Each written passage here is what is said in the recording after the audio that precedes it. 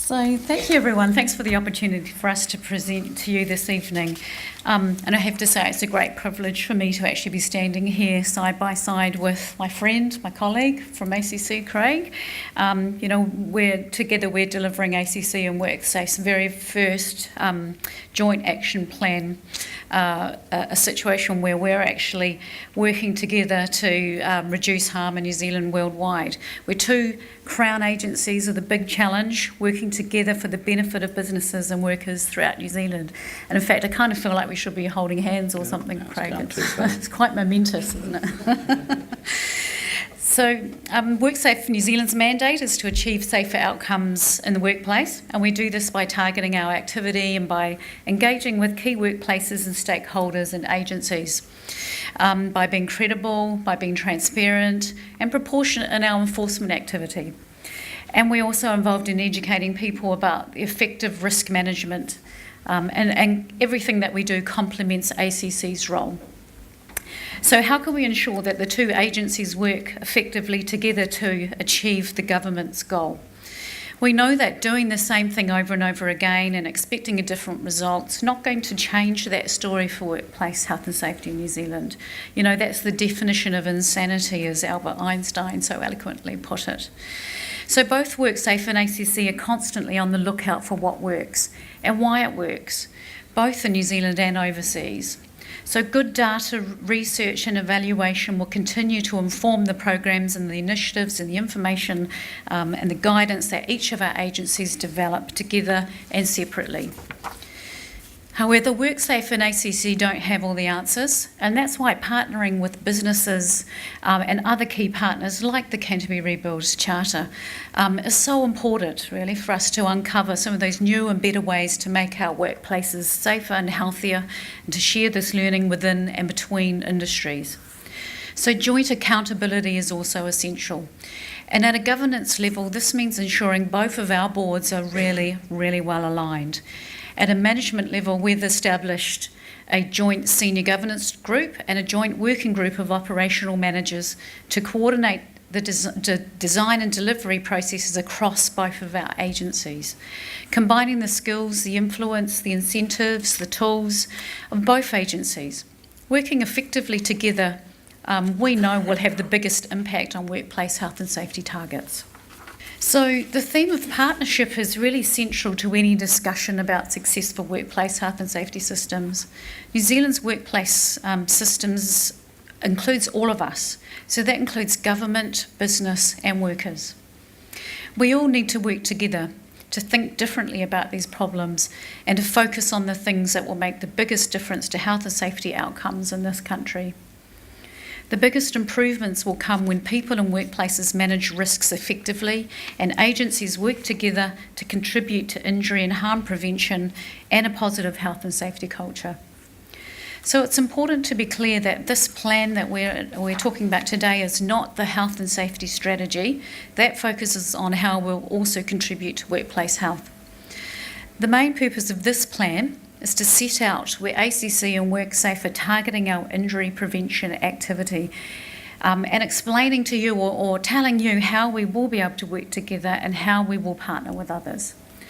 The government have established the Independent Task Force on Workplace Health and Safety in 2012, and that task force said that there needs to be a major mind shift in New Zealand society, and that workplaces, and including workplaces, so that everyone feels empowered to intervene when they see an unsafe situation.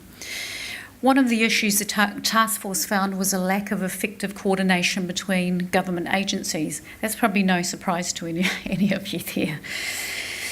But particularly in relation to workplace health and safety. So stakeholders responding to that task force identified, amongst many other things, that there were missed opportunities for us to partner with business to improve those health and safety outcomes, and we've come quite a long way since then. The benefits of working together have already been demonstrated, and over the last 2 years, ACC and Worksafe have been working together in a number of areas.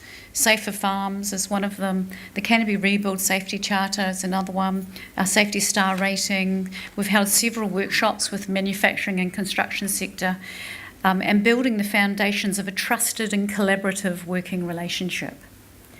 And the first joint action plan due for release on the 4th of July is about us working together and working to our strengths.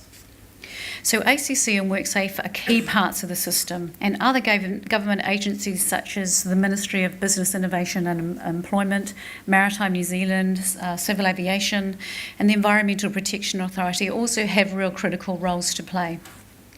However, government agencies cannot do it alone. So where businesses create the risk as part of their activity, they must also lead the charge in managing the risk. Good health and safety is also about making sure that we're all taking those right steps to keep ourselves and our workmates safe and healthy at work. We must also reduce work-related disease rates. You know, they're 10 times higher than the severe injury rates that we have here. And we have targeted asbestos-related diseases, and that we're currently working on other work-related health baselines as well. So Craig, this is where I have to leave you to go and catch a plane. It's literally the taxi's waiting for me. So I'm really sorry to dump this on you. I hope you have lots of really good positive questions, and I absolutely trust you in our collaborative way that you will deliver the rest of this presentation well. So thank you, good Craig. Partners support each other, Jo. Absolutely, absolutely. Thank you. Tēnā koutou katoa.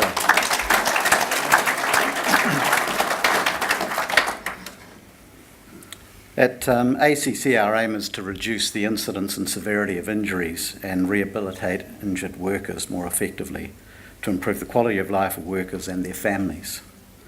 We're also committed to ensuring that business customers understand the value they receive from levies. This value includes workplace injury prevention and harm reduction programs. And the reason we use the two words injury and harm is that we're really clear that this is not just about physical injury, it's also about the impact of work on health. So the value includes those two things, also information and incentives to improve health and safety outcomes, and support to return employees to work as quickly and safely as possible. So where does this activity fit in with New Zealand's workplace health and safety system? Addressing a system-wide problem requires a system-wide approach. We've identified the features of workplace systems critical to improving health and safety, including effective safety governance and worker participation, accessible education on good practice, meaningful incentives, a competent workforce, and the availability of quality professional advice. The action plan includes a focus on improving these areas in New Zealand workplaces. Research is clear that effective behaviour change requires an integrated system approach using a combination of regulatory, economic, social and knowledge levers or approaches. So, example, in the regulatory area, we have new law and we have the creation of Worksafe as a new regulator. In the economic area, we have incentives such as the experience rating program from ACC, and there are other incentives that we're considering under this program. Regarding social levers, that relates to the way communities and cultures are created to influence workforces. I think the Canterbury Safety Charter is a really good example of a social influence, a social lever. And if you remember the discussions about a year or two ago about forestry in New Zealand, it wasn't until really there was a wide-ranging social concern about the deaths and injuries in forestry that the industry started mobilising. And finally, the other major element is education and information. People need to know what the right thing to do is and what's required. So we know that changing one part of the system can sometimes have unexpected effects somewhere else in the system. That's why a joint action plan with shared priorities, aligned effort and a focus on what works is so important. The joint action plan is a means to coordinate and target efforts and help ensure that all interventions across the workplace health and safety system are joined up and make sense when viewed as a whole. So there will be no activity that Worksafe or ACC conducts solely or together that will not be part of this action plan. And we're talking about the harm reduction areas. We're not talking about the enforcement, but which sits solely with Worksafe. But any of the other elements will be part of the plan. Improving health and safety practices isn't enough. We need these improvements to translate and to better health and safety performance and outcomes. Workers going home to their families safe and well. By joining together, we'll remove duplication, encourage innovation, and make the most of the government and levy payers' investments in injury prevention and harm reduction. I'm really excited about what we can achieve in this program over the next 3 years. So out at the front desk you'll find this brochure, which opens out, and it gives you, in a high level, some of the details about the areas that we're targeting. I'm just going to fly through this with a quick whistle-stop tour. So this slide shows that these 5 sectors described, agriculture, construction, forestry, manufacturing, and healthcare and social assistance, represent 52% of severe work-related injuries in New Zealand. These 5 sectors also represent 32% of fatalities in New Zealand workplaces over the last few years. Now, you will have seen these sectors before, and you'll be thinking, what's so different about this list from what the Department of Labour was doing 5 or 10 years ago? Well, they're the same sectors because that's where the risk falls. But we're taking a look at these sectors through a different lens. We're not interested in just the mechanism of injury. What we're really interested in is what are the things that are driving injuries in these sectors. So that's getting into some of the individual factors, some of the social factors, and some of the organisational factors like workplace design. So you'll see quite different programs beginning to emerge. Focusing on those 5 sectors alone is not going to achieve the government's target of a 25% reduction in harm and fatalities. So we've also thought about how can we address some of the cross-cutting issues that seem to be present in many of New Zealand workplaces. These things you'll also see, in construction and manufacturing and so forth, but it just gives us another way of approaching the challenge. And you can see from the numbers there that potentially tackling these areas are going to give us quite a significant return. And those areas are slips, trips and falls, working in and around vehicles, which is often about loading and unloading vehicles and traffic management. Some of these things tied in really closely with the things that Graham was emphasising in the new charter document earlier. Body stressing used to be known as manual handling. Body stressing is the impact of poor lifting or slinging. And clean air. And in the clean air area, this is going to be led by Worksafe. The focus is on asbestos, as it has been, and over the next year, wood dust, welding fumes and carbon monoxide. Next year, the focus is going to shift on to agri-chemicals, things like pesticides, fertilisers and herbicides. Sitting underneath it, we've got some things that address system-level problems that we think if we address these things, it's going to lift the performance of all sectors and industries. Very quickly, these are lifting our focus on education and awareness, working with small businesses, general education and awareness, and the Safety Star rating scheme. I won't go into too much detail, but if you look at the Worksafe website, you'll see there's a whole lot of information in there about workplace health and safety under the new legislation.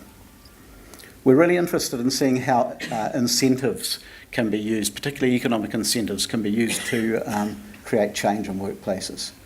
So we're not talking about levy-based incentives here, we're talking about things like subsidies for particular behaviours for short periods of time to get a shift happening.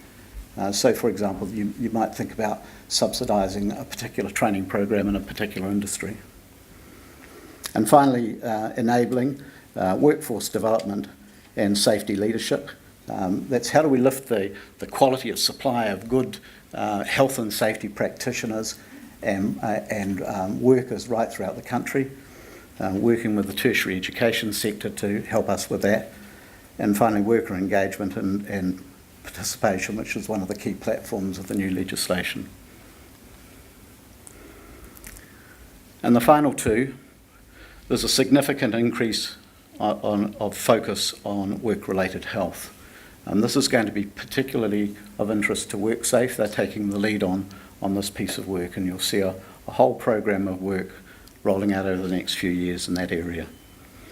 And finally, we've discovered that a reasonably small number of firms, about 100, representing just 1% of New Zealand's total count of businesses, account for around about 20% of injuries. So we're quite interested in exploring what's going on here. We think that this is probably mostly about larger firms. They're not necessarily the worst performers, but what we've found from some of the research is that there's a gap between what senior leaders in businesses, particularly larger businesses, think is happening in their workplace and what's actually happening on the ground. So we're going to be getting alongside some businesses to see if we can shift that. And finally, we can't do this alone. The partnership with, between ACC and Worksafe is a really important step. But actually, Worksafe and ACC don't create the risk. The risk is created in New Zealand workplaces. And we really want to work with those of you who have some say in workplaces, those of you who are working in workplaces, to help solve some of these really big, hairy challenges. Look forward to working with you in the future, and I hope you've appreciated this kind of laying out of the plan. Comes into action on Monday. There's one final hurdle to get through, and that's the ACC board tomorrow. Thanks, everyone.